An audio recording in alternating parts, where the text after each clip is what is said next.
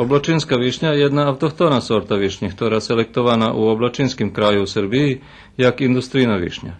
To znači i że już slobodno može oberaz na industrijni sposob, bo skoro šitska pođe na prerobok do jedne z fabrikov.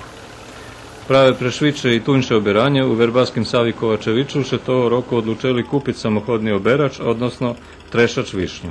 Potrebno veliki broj radne snage, znači i da se angažuje u datom momentu, u kratkom vremenskom periodu. Druga stvar, na ovaj način očekujemo da će biti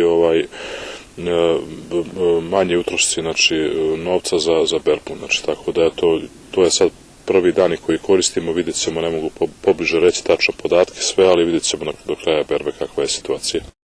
Trešač obslužuju 6 osobi plus jeszcze 6-7 robotniki, ktorí prinoša prazni i odnoša polni gajbi.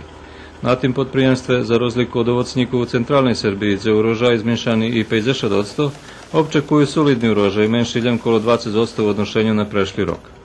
Majú šťastca izvoz odkupnú cenu, za ktorú hvaria, že je za 30% vekša jak loňska, ta im še ukladanie do trešaču sigurno vypláci.